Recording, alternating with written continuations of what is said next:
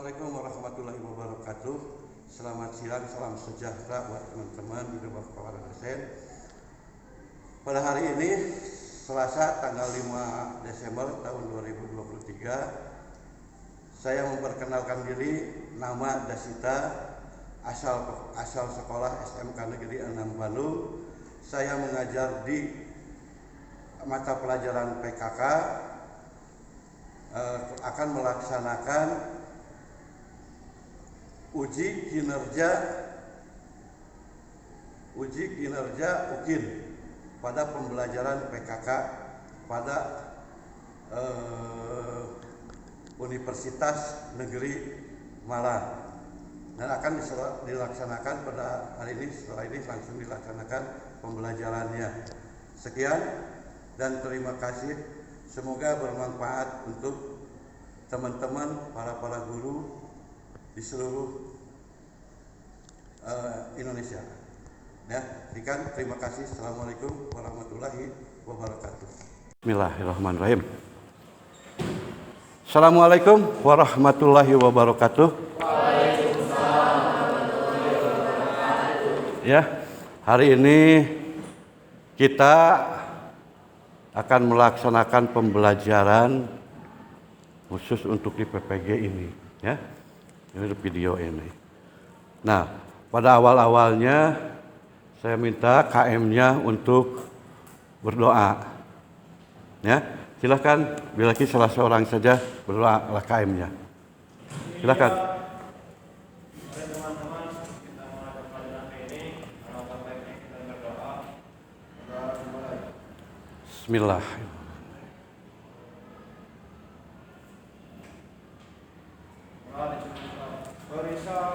Assalamualaikum warahmatullahi wabarakatuh. Waalaikumsalam warahmatullahi wabarakatuh.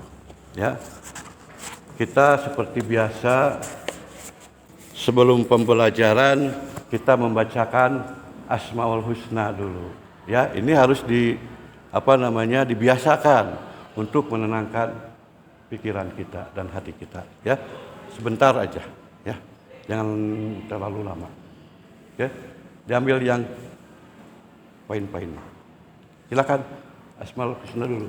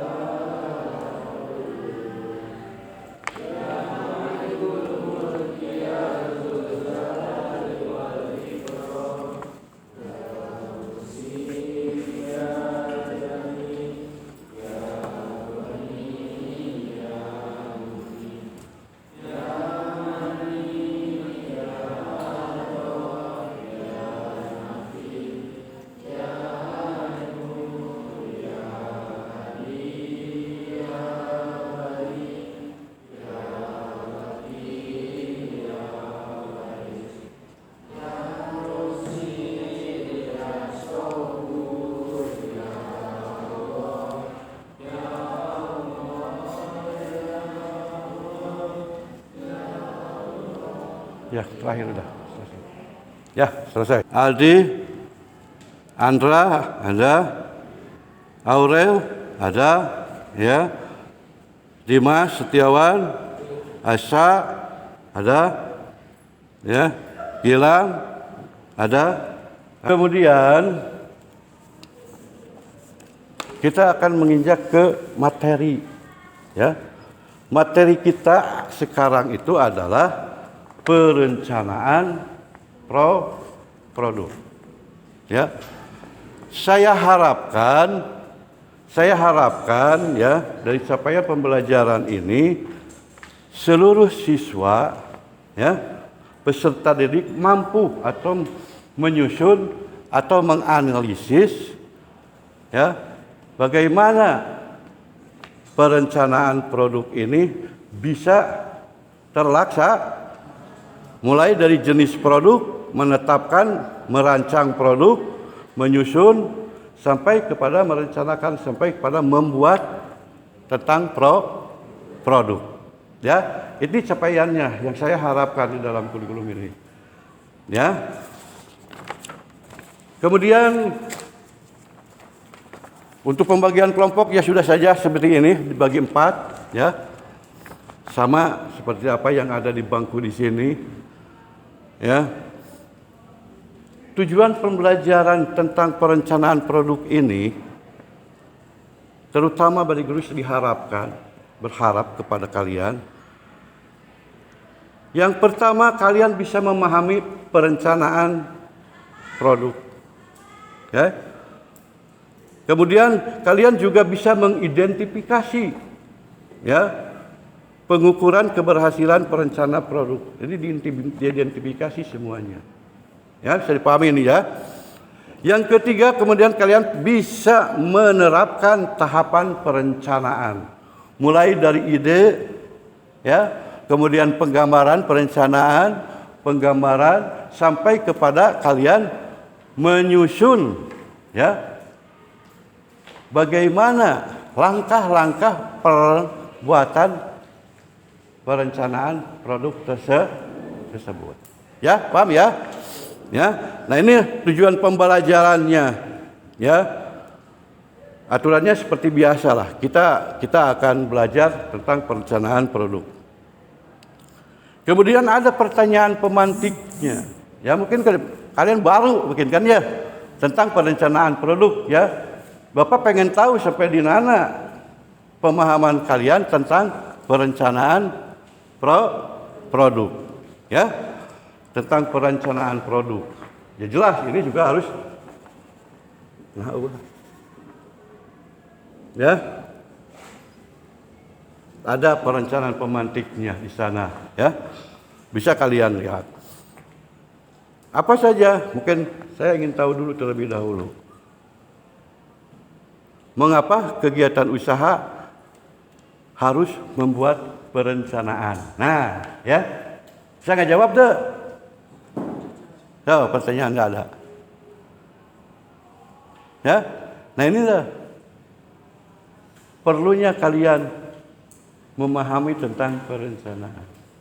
Jadi setiap pekerjaan, setiap benda kerja yang dikerjakan oleh kalian, baik itu membuat tatakan, itu harus direncanakan oleh kalian supaya apa? Hasilnya bagus. Ya, baik. Ya kan, berkualitas, punya harga jual. Ya, nah itu pertanyaan pemantiknya.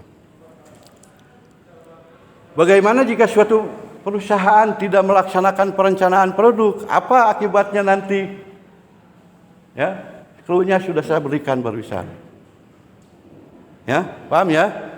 Itulah pertanyaan pemantiknya. Kalian harus bisa menjawab, harus sudah ada di pikiran kalian bagaimana merencanakan sebuah produk supaya hasilnya ya, benda kerjanya, produknya berkualitas, menimbulkan hasil yang bagus dan baik ya, mempunyai harga jual yang tinggi walaupun bahan-bahannya dari kualitas yang rendah, bekas-bekas gitu kan. Ya, bisa dipahami kan? Ya.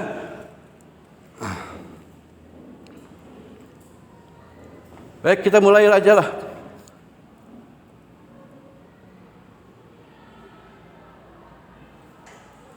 Satu 50 menit kita akan menjelaskan tentang, bentar, mana itu susah kegiatan intinya ya.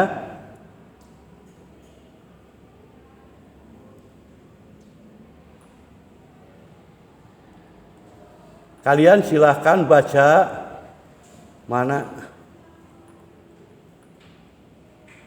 materinya ya. Kemudian kalian nanti simpulkan oleh masing-masing kelompok di sini. Jadi 4 kelompok, simpulkan ya. Amati ya. Pahami,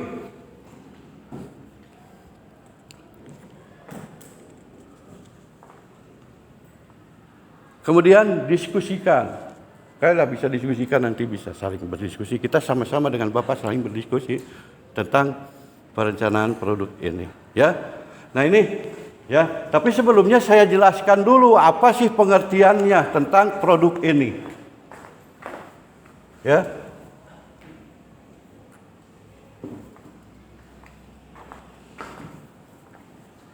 ya.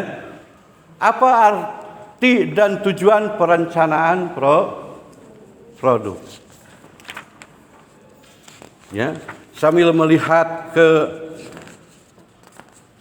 depan, kalian silahkan baca, kemudian nanti kalian akan menyimpulkan. Ya, suatu perencanaan yang dilakukan perusahaan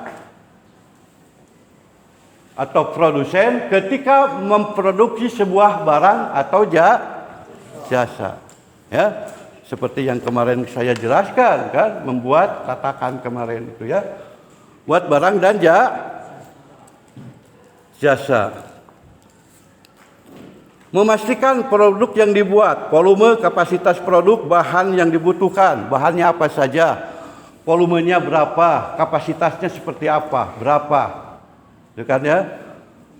Ukurannya, lebarnya berapa, kapasitasnya, volumenya, ukurannya berapa. Kecil kan? Karena kita memanfaatkan kayu-kayu bekas, kayu-kayu yang sudah dibuang, ya. Adapun tujuan utama perencanaan, pertama meminimalkan kelebihan dan pemborosan terkait pembelian bahan produk. Kalau tidak direncanakan, ya, contohnya seperti ini saja. Kalian membuat figura tanpa direncanakan. Berapa ukurannya, panjangnya, berapa lebarnya, ya kan? Berapa tebalnya, berapa lebarnya. Ini akan menjadi pengaruh terhadap kalian, terhadap sebuah barang atau produk yang kalian akan buat. Kalau tidak tahu volume, ukurannya, kapasitasnya seperti apa. Nanti kalian akan membeli kayu mungkin akan kelebihan. Betul? Ya. Walaupun bekas. Yang seharusnya kepakai dalam 50 cm itu kepakai menjadi 2, tapi karena tidak diperhitungkan volumenya, ukurannya, ya, kalian memotongnya sembarangan. Akhirnya yang seharusnya menjadi 2 bagian akan salah satunya akan menjadi kurang ukurannya. Ya, paham ya? Mengefisienkan penggunaan bahan atau sumber daya, diefisienkan, diminimalisir kekurangan kelebihan bahannya. Ya. Kemudian sumber dayanya. Kalau kalian sudah sukses, sudah perusahaan, maka sumber dayanya harus diminimalkan. Contohnya pekerja, tahu seperti ya pekerjanya, pegawainya. Ya.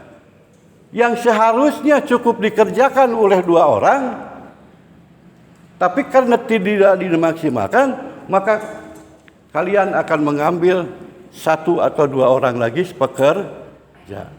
Artinya kalian akan mengeluarkan upah yang lebih besar. Karena yang seharusnya 2 orang yang dibayar, jadi tambah dengan 2 orang lagi dari 100.000, maka akan bertambah menjadi 200.000. Nah itu harus diminimalkan. Karena ini harus mengingat keuntungan dalam penjualan, dalam promosi nanti. Ya. Jenis-jenis perencanaan, metode pekerjaan mengacu pada perencanaan manufaktur untuk setiap barang, disebut juga dengan project based production. Ya. Ini banyak digunakan untuk produk on demand, tergantung pada pekerjaan. Pekerjaan manufaktur dapat dilakukan lebih cepat dari yang direncanakan jika sistem otomatis banyak digunakan.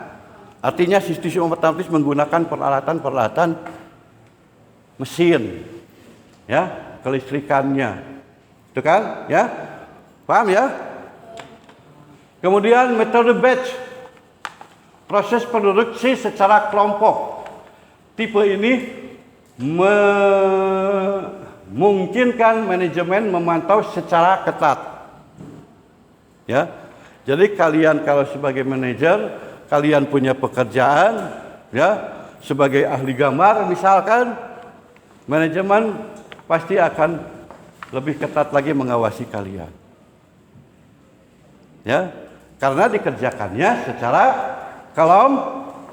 kelompok. Ya. Kemudian metode aliran. Metode aliran perencanaan produk ini berkaitan dengan setiap tahapan manufaktur dan langkah untuk mencegah kemacetan atau penundaan. Ini sering terlibat standarisasi dan kontrol kualitas yang intensif. Nah ini metode aliran, artinya mengalir, bisa dikontrol, tidak ada berhentinya, makanya kualitasnya akan lebih bagus. Ya. Selanjutnya, metode proses. Ya. Jenis perencanaan produksi yang melibatkan transisi dari suatu tahap manufaktur ke tahap berikutnya. Ya. Setelah pekerjaan yang pertama, orderan pertama selesai, maka akan berlanjut lagi kepada orderan yang kedua. Atau pekerjaan yang satu belum selesai, pekerjaan yang lain sudah harus dikerjakan. Pada tengah-tengahnya, maka kedua pekerjaan ini bisa diselesaikan dalam satu proses. Artinya tenaga kerjanya akan dibagi dua. Ya.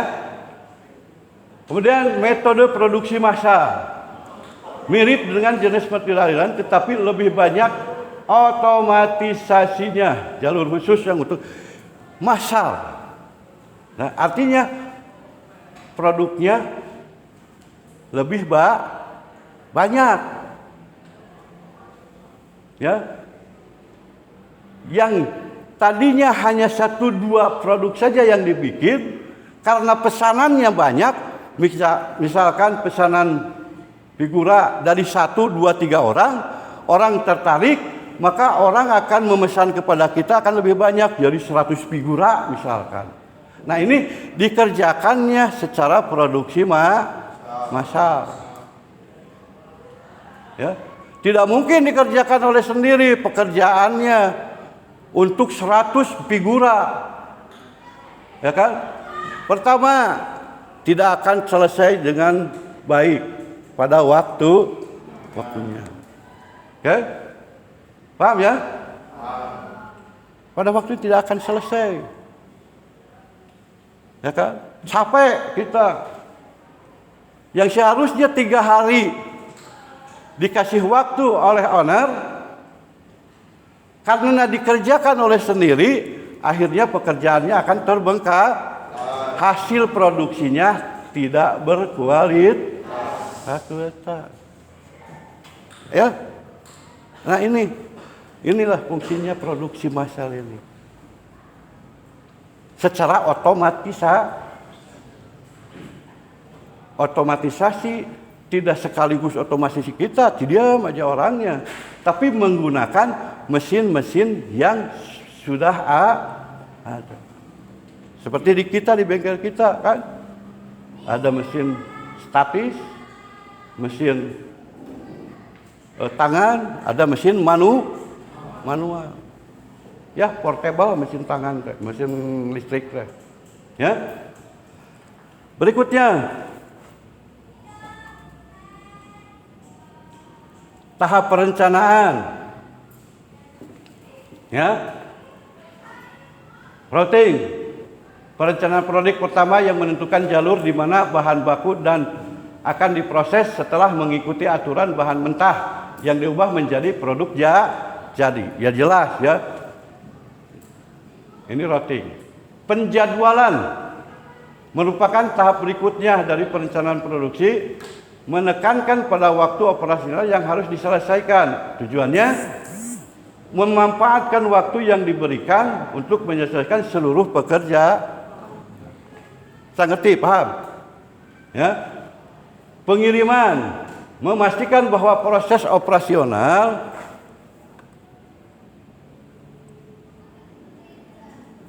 dilakukan dengan lancar. Ya. Dan semua data telah dimasukkan dalam perangkat. Ya. Paham kan? Ya, kalian juga kan AutoCAD kan, kalau tidak ada datanya kalian bisa menggambar gak? Nggak akan. Berapa lebar bangunannya, berapa panjang bangunannya, berapa luas kamarnya. Kalau tidak ada data-data itu, maka dana tersebut tidak akan terlaksana. Ya.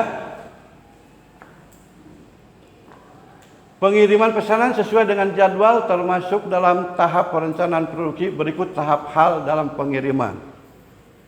Ya. Satu, menyediakan bahan atau alat yang dibutuhkan, itu jelas. Tidak ada bahan, tidak ada produk. Memberi arahan untuk memulai produksi. Ya. Surat perintah kerja. Nanti kalian akan mengalami surat perintah kerja.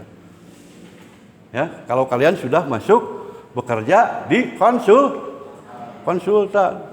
Tanpa surat perintah kerja kalian tidak akan bisa bekerja. Artinya apa? Siapa yang membayar? Siapa yang bertanggung jawab terhadap proyek tersebut? Gitu kan? Betul? Nah, ini menyimpan catatan dari awal sampai akhir. Jelas data-datanya harus tersimpan apik. Maka disebut base tech. Mulai dari gambar sampai kepada perhitungan anggaran biaya.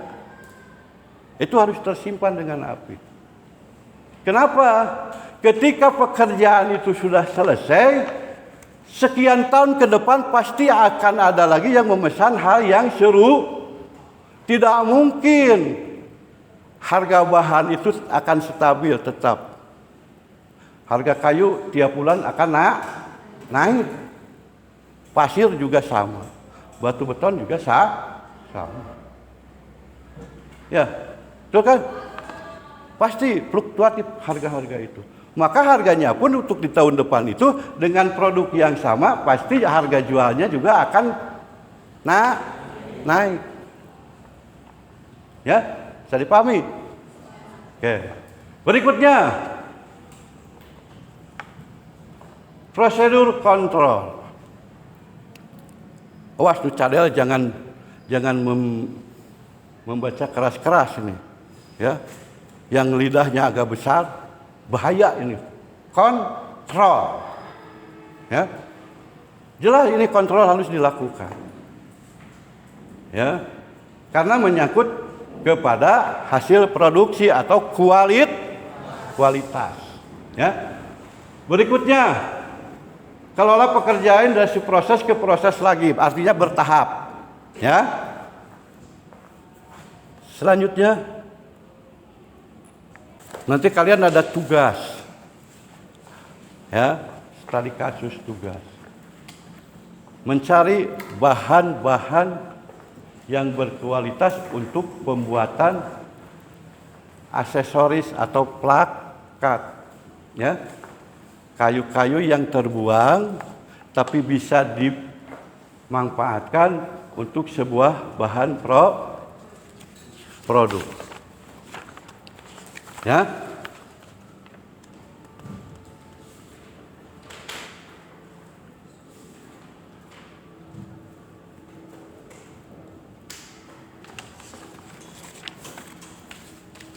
Silakan berdiskusi tentang materi ini, materi pembelajaran ini. Produksi barang atau jasa. Perencanaan produk. Ya. Silakan kalian catat, nanti kalian diskusikan. Kalau ada yang tidak paham, silakan ditanyakan. Kalau kalian sudah paham, nanti kita akan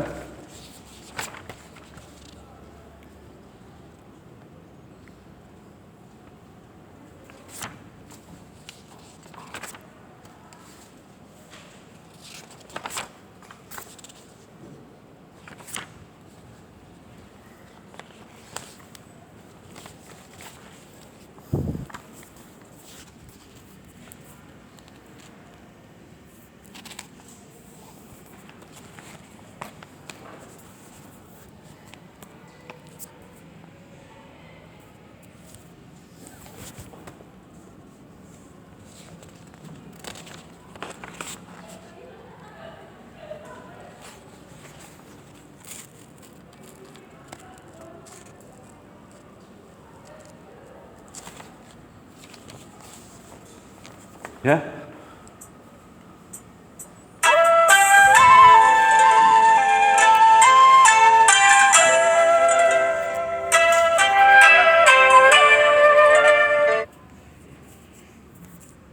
Karena ini pekerjaan kita sebagai orang wirausahawan harus pandai-pandai memanfaatkan peluang yang ada baik di sekolah ataupun Tadi ada rekam supaya apa?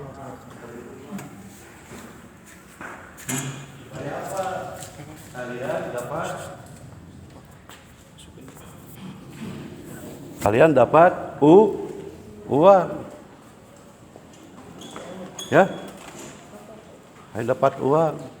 Kalian dapat keuntungan.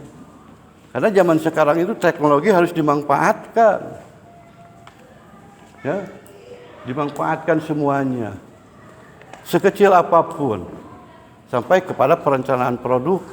Ya, sampai. Dan kalau kita mengandalkan dari bahan-bahan yang utuh yang ada di toko ataupun di material ataupun dimanapun, itu akan susah, mahal harganya, dan keuntungannya pada kita itu juga akan minim. Tapi kalau kita memanfaatkan kayu-kayu yang mau dibuang, ya, kita manfaatkan semuanya, dibuat sebuah produk, itu plakat, jam, ya, kedudukan jam, atau figura. Jadi mindset berpikir kalian harus digunakan. Jangan mengandalkan apa yang kalian punya. Contohnya seperti ini. Kalian di DPIB. Kalian mengandalkan keahlian kalian. Kalau sudah lulus di SMK 6 ini, ya rezeki kan Tuhan yang mengatur. Belum tentu kalian bisa sesuai dengan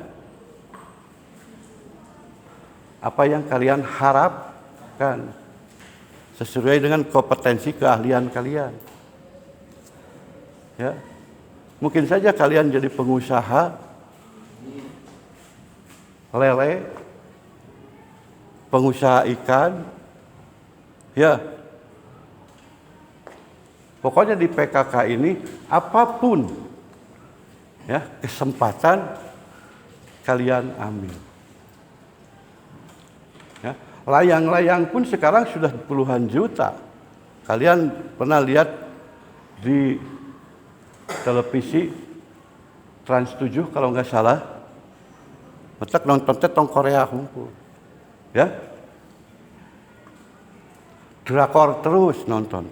Tapi kalian lihat perkembangan zaman apa yang ada di televisi itu, pengetahuan yang ada. Ada layang-layang yang harganya 20 juta. Layang-layang itu teh. Ya. Di Bali.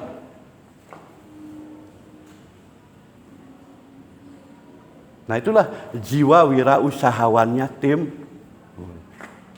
memanfaatkan peluang yang ada. Ya.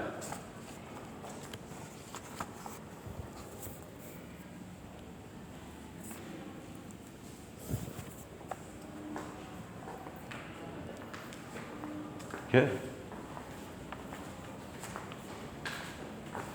Tak. Waktunya? 50 menit kalau Sejam cukupnya. kan jadinya untuk buang 30 menit udah tenang. Nah.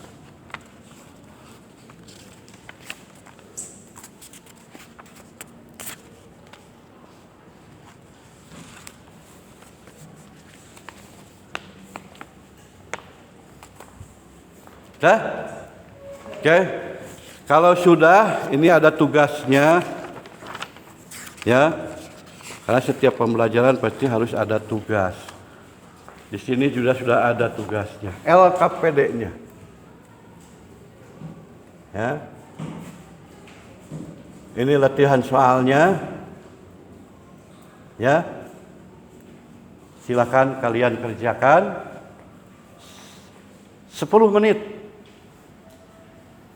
Ya, mulai dari sekarang. Ini soalnya.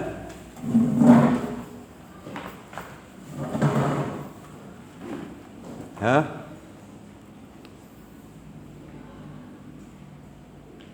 Nanti linknya dibagi lah. Kemudian ini tugas tadi kasus. Setelah membaca abstrak ini, ya, baca dan pahami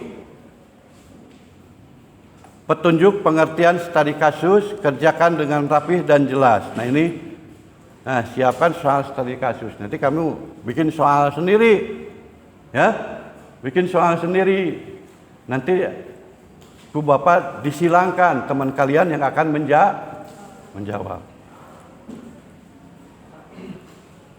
Habis, ya.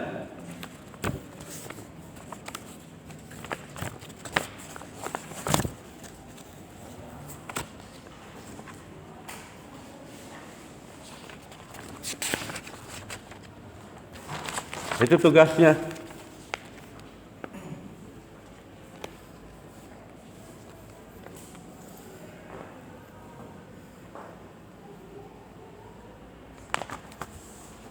Oke. Hari ini. Nah, sekarang Bapak tanya. Bagaimana Habsyah pembelajaran dengan menggunakan infografis seperti ini? Nyaman enggak? Yang keras. Bisa dipahami? Ya? Dengan menggunakan infografis, ya, PowerPoint-nya. Ya? Itu refleksi kalian. Bagaimana dengan cara Bapak bicara? Bisa dipahami? Karena kalau Bapak bicara itu kan dengan materi ini kan. Ya? Kumaha Bapak ganteng enggak? Ketawa. Ya. Oke, kita tutupi saja lah pembelajaran ini ya. Di setiap tempat kalian duduk harus dalam keadaan bersih. Tidak ada sampah sedikit pun. Ya. Kalau berkeringat, susut keringatnya. Lap di meja. Paham ya? Oke, ada pertanyaan daripada kalian?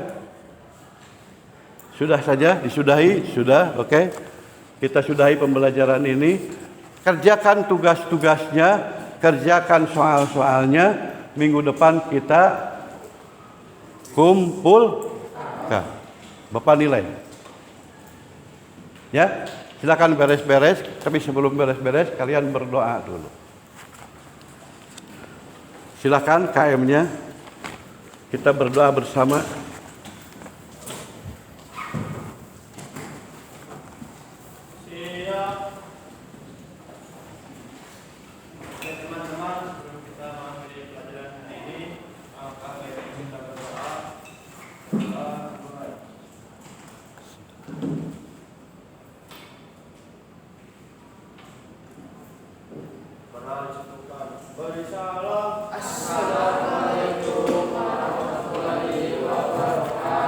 Waalaikumsalam warahmatullahi wabarakatuh.